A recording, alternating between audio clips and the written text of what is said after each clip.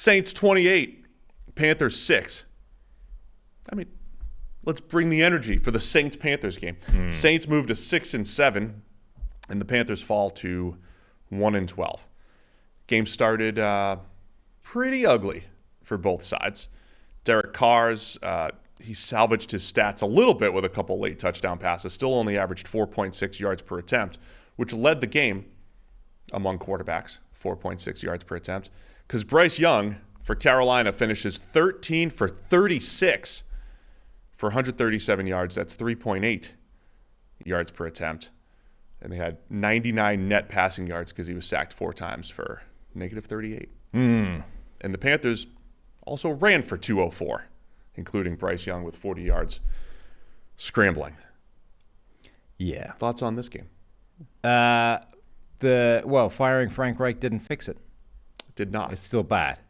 My immediate takeaway on this one is we've made a lot of excuses for Bryce Young over the weeks. Not excuses, but we've described the situation. Yeah. Right? The receivers aren't great. They're not getting open. The pass protection's terrible.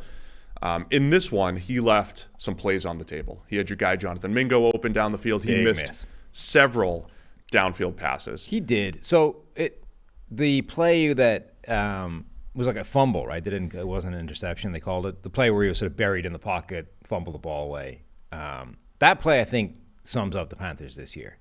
You look at the play, and it was one of those. Remember years ago when the Vikings had Norv Turner as the offense coordinator, and everything they ran in a league that was like quick passing, quick game, short drops, everyone out, 5 wide, all that kind of stuff. Whereas they were running like everything was 7-step drops with 2 wide receivers in the pattern. Max protect because the offensive line is bad. Only that doesn't actually work anymore because max protect anyway. So that was what it was running, and it didn't work. And you're like, is this actually the quarterback's problem, or is this the offense being stuck in the dark ages? So this play was like straight out of that season.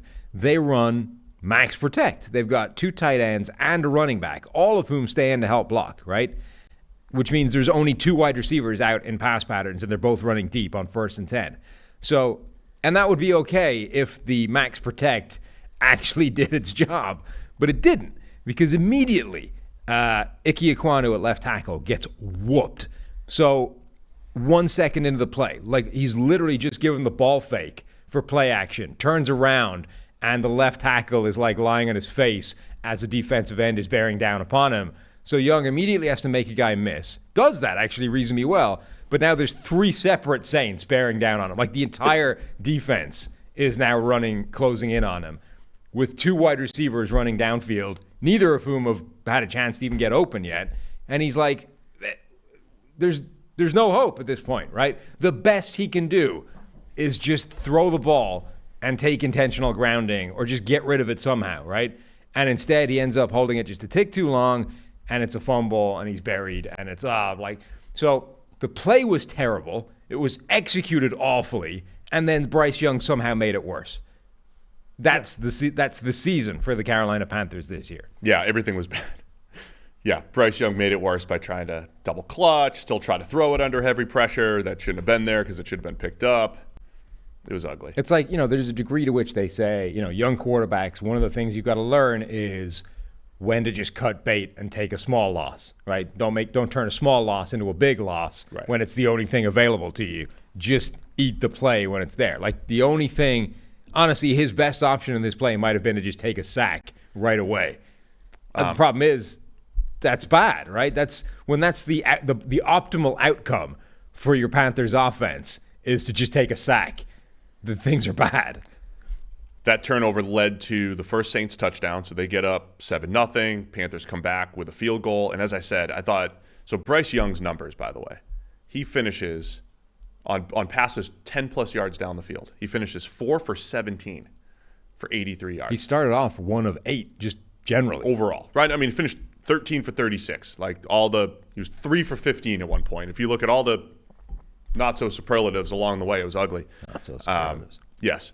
So he wasn't connecting down the field. There were opportunities in this game, more than usual, and Bryce Young was missing them.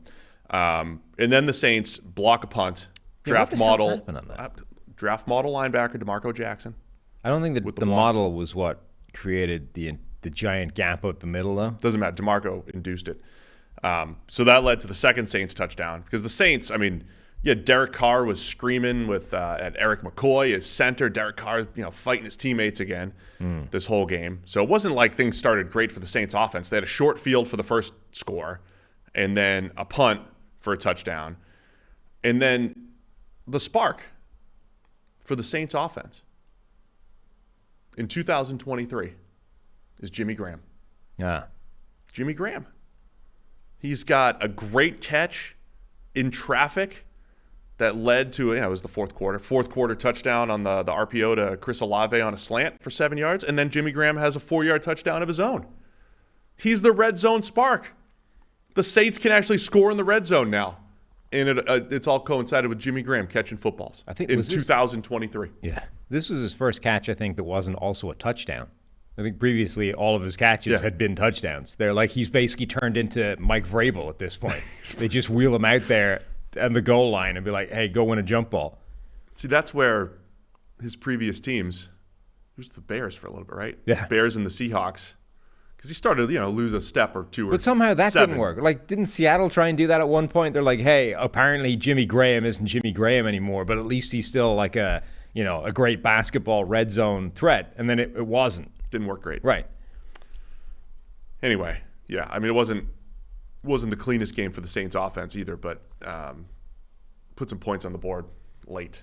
Another play that really was emblematic of this Panthers offense. Bryce Young finally makes like a good throw on fourth down, and then DJ Chark, I don't think he dropped it, but it was one of those ones where like weak at the catch point, don't come down with it, type of play. And it's like, there's a variety of different technical classifications that can have, from drop ball to pass breakup to close coverage to whatever, right? But it's one of those plays where a good wide receiver comes down with it, and DJ Chark is like fresh off bitching about how everybody's blaming the Panthers receivers. He's like, it's not, everyone's saying it's all us, but it really isn't. You're like, well, that one was. Fourth down, wide receiver, your rookie quarterback who's dying down there, like drowning here, finally makes a good play, and you don't come up with it the week after you were complaining about how everyone's blaming the wide receivers. Like, again, just poor the Panthers. Man, that offense stinks. It's ugly. It's very ugly. Couple more stats and we'll get out of here with this game, not the show. Yeah. Panthers averaged 5.2 yards on the ground per attempt, including the scrambles, so cheating a little bit. So say 5.2 yards per attempt rushing, 2.5 yards per drop back. Now, you could say 40 yards came on scrambles, whatever. But either way, it was bad. It was a bad passing attack from Carolina. And shout out to rookie Saint Brian Persee, probably the best pass rushing game of his career.